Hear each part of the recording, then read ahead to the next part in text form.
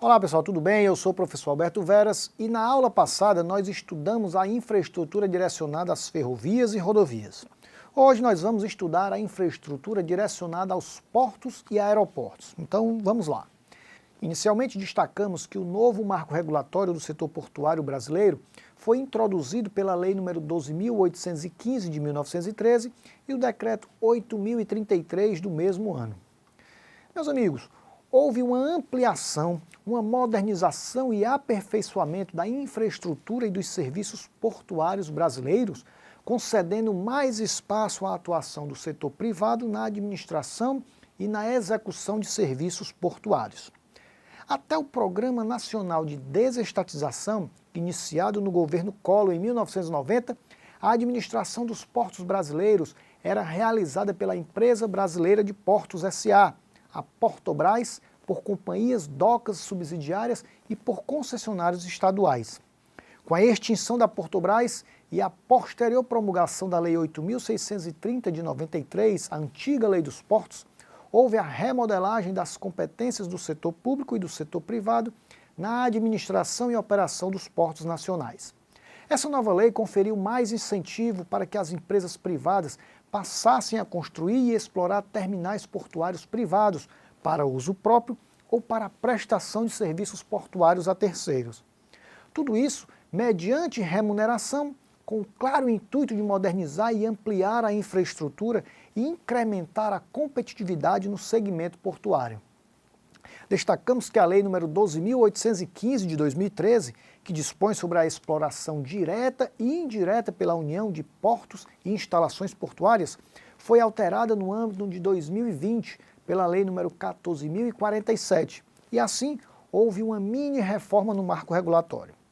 Ora, meus amigos, os contratos celebrados entre a concessionária e terceiros, inclusive os que tenham por objeto a exploração das instalações portuárias, serão regidos pelas normas de direito privado, não se estabelecendo qualquer relação jurídica entre os terceiros e poder concedente, sem prejuízo das atividades regulatórias e fiscalizatórias da ANTAQ. Outra novidade é que poderá ser dispensada a realização da licitação diária no porto organizado nos termos do regulamento. Isso quando for comprovada a existência de um único interessado em sua exploração e estiverem presentes os seguintes requisitos: realização de chamamento público pela autoridade portuária com vistas a identificar interessados na exploração econômica da área e conformidade com o plano de desenvolvimento e zoneamento do porto. Destaque-se ainda que essa mini-reforma ocorrida no ano de 2020, pela Lei nº 14.047, estabeleceu um rol de cláusulas essenciais ao contrato de arrendamento portuário. Outra novidade é que a administração do porto organizado poderá pactuar com o interessado na movimentação de cargas com o mercado não consolidado o uso temporário de áreas e instalações portuárias localizadas na poligonal do porto organizado, dispensada a realização de licitação. Os investimentos vinculados ao contrato de uso temporário ocorrerão exclusivamente às expensas do interessado, sem direito à indenização de qualquer natureza. O porto é um elemento de integração de logística e de transporte. De um lado, encontra-se o transporte marítimo, de outro, o transporte terrestre, podendo ser o rodoviário ou ferroviário. Destaque-se que ao longo de toda a história, o setor portuário brasileiro vem passando por diversas formas de intensidade de intervenção estatal. No começo, os portos eram vistos apenas como elemento de arrecadação fazendária e de defesa nacional. Com o passar do tempo, no entanto, o interesse estatal nas atividades portuárias tem crescido devido ao aumento da importância do comércio internacional, bem como da necessidade de se diminuírem os custos de transação e de se aumentar a eficiência no transporte de mercadorias. No Brasil, possuímos portos marítimos, fluviais e portos secos, destacando-se que tem atraído um maior nível de investimento, pois não há muitos empreendimentos aeroportuários. O principal porto brasileiro é o Porto de Santos, situado no estado de São Paulo, e é o maior porto nacional e o mais movimentado da América Latina, seguido pelo Porto de Paranaguá, no estado do Paraná. A movimentação no Porto de Paranaguá Apesar de englobar 13 setores de atividade econômica, existem 5 em que ele se centraliza e possui maior destaque: agroindústria e madeira, material de transporte, alimentos e bebidas, indústria química e indústria mecânica. A Empresa de Portos do Brasil S.A., a Portobras, criada em 75 e extinta em 91, foi uma empresa pública brasileira que administrava os portos do governo federal e auxiliava na execução da política portuária nacional. Contudo, a empresa começou a ser abandonada nos fins dos anos 80, diante da crise no Estado brasileiro, fortemente endividado. Em 12 de abril de 1990, a dissolução da Portobras foi autorizada por lei, sendo efetivada por meio de decreto datado de 15 de março do mesmo ano.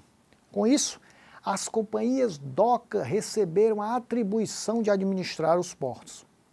Os portos privados são outorgados pela Agência Nacional de Transportes Aquaviários, ANTAQ, para as empresas privadas. O sistema portuário privado ocupa terrenos de propriedade de seus empreendedores e operam a partir da autorização do governo. Alguns dos principais impulsos dados pelo governo aos terminais de uso privado, TUP, estão no atual marco regulatório do setor, que é a Lei 12.815 de 2013, a nova Lei dos Portos, que tornou mais fácil a sua abertura.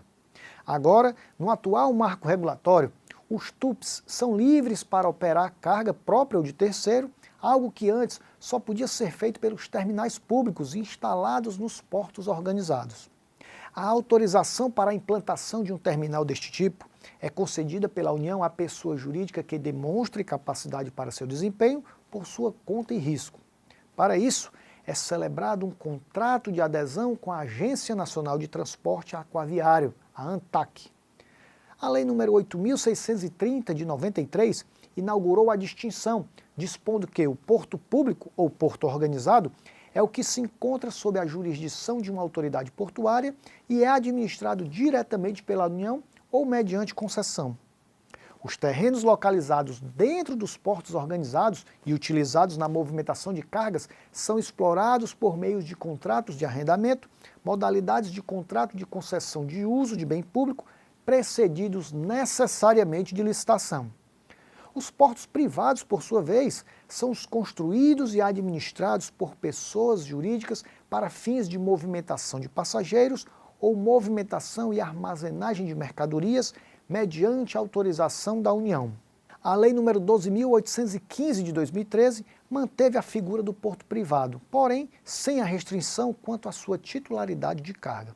No ano de 2020, tivemos a Lei 14.047, que tratou das medidas temporárias para enfrentamento da pandemia da Covid-19 no âmbito do setor portuário, sobre a cessão de pátios da administração pública e sobre o custeio das despesas com serviços de estacionamento para a permanência de aeronaves de empresas nacionais e de transporte aéreo regular de passageiros em pátios da Empresa Brasileira de Infraestrutura Aeroportuária, a Infraero.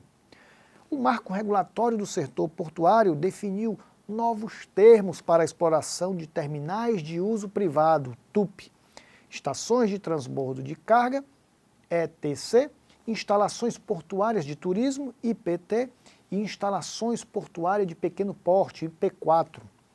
De acordo com a nova legislação, os interessados em obter a autorização para a instalação portuária fora da área do porto organizado podem apresentar requerimento à Agência Nacional de Transporte Aquaviários, a ANTAQ, a qualquer tempo. Agora vamos avançar um pouco mais e tratar dos aeroportos. Podemos dizer que um aeroporto é um aeródromo público dotado de instalações e facilidades para apoio de operações de aeronaves, embarque e desembarque de pessoas e ou coisas, e também pode ser referido como base aérea quando este está designado a servir primariamente aviões militares. Meus amigos, eles precisam ser de fácil acesso às estradas para o transporte de passageiros, trabalhadores e carga do aeroporto até as outras cidades. Além disso, os aeroportos movimentados possuem equipes de emergências como bombeiro e pronto-socorros para uma eventualidade de um acidente, e os aeroportos maiores chegam até mesmo a possuir hospitais completos. A concessão de aeroportos tem como objetivo de atrair investimentos para ampliar, aperfeiçoar a infraestrutura aeroportuária brasileira e, consequentemente, promover melhorias no atendimento aos usuários do transporte aéreo no Brasil. O governo federal optou pela concessão de alguns dos principais aeroportos brasileiros em uma parceria com a iniciativa privada para viabilizar e agilizar a realização dos investimentos necessários para a adequação da infraestrutura aeroportuária, da modernização dos espaços e inovações tecnológicas, promovendo melhorias no atendimento e nos níveis de qualidade dos serviços prestados aos usuários do transporte aéreo no país. O primeiro aeroporto concedido foi o de São Gonçalo do Amarante, em Natal, no Rio Grande do Norte. O leilão foi realizado em agosto de 2011 e a concessão iniciada em janeiro de 2012. Em seguida, no segundo lote de concessões, foram contemplados os aeroportos Internacional de Brasília, Presidente Juscelino Kubitschek, Internacional de Guarulhos, André Franco Montoro, e o Internacional de Viracopos, em Campinas. O terceiro lote de concessões contemplou os aeroportos internacionais do Rio de Janeiro, Galeão Antônio Carlos Jobim, e o de Minas Gerais, Tancredo Neves, Confins. A Infraero, empresa brasileira de infraestrutura aeroportuária, é uma empresa pública federal brasileira de administração indireta, vinculada ao Ministério da Infraestrutura.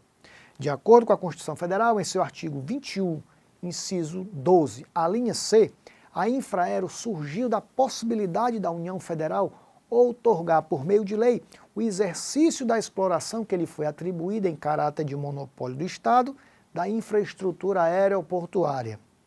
As competências da Infraero estão estabelecidas em seu estatuto e terá por finalidade implantar, administrar, operar e explorar industrial e comercialmente a infraestrutura aérea portuária que lhe foi atribuída pela Secretaria de Aviação Civil da Presidência da República. As tarifas aeroportuárias são os valores pagos aos operadores de aeródromos para remuneração pela utilização das instalações, dos equipamentos e demais serviços disponibilizados pela infraestrutura aeroportuária. A tarifa de embarque é a única a ser paga pelo passageiro e tem a finalidade de remunerar a prestação dos serviços, instalações e facilidades necessários aos procedimentos de embarque e desembarque dos passageiros e bagagens.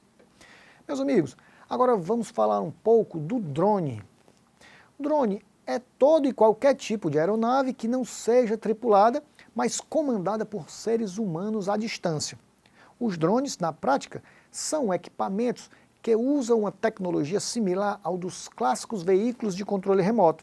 São produzidos com materiais resistentes e comandados à distância através de sinais de satélite ou via rádio. Para as forças militares, o uso dos drones, além de mais eficiente, torna-se muito mais barato. Atualmente, a Polícia Federal Brasileira possui drones que vigiam as fronteiras do país. A regulamentação do uso de drones no Brasil trouxe ganhos para o desenvolvimento da aviação civil e maior segurança de voo. Ao estimular o cadastramento das aeronaves não tripuladas, a ANAC contribuiu ainda para estabelecer no Brasil as melhores práticas internacionais, já presentes nos Estados Unidos, na Irlanda, na Rússia, na China e na Turquia. Bom, pessoal, por hoje nós vamos ficando por aqui e não deixem de consultar o seu material didático disponibilizado em sua área do aluno, para assim fixar melhor o que estudamos aqui. Um grande abraço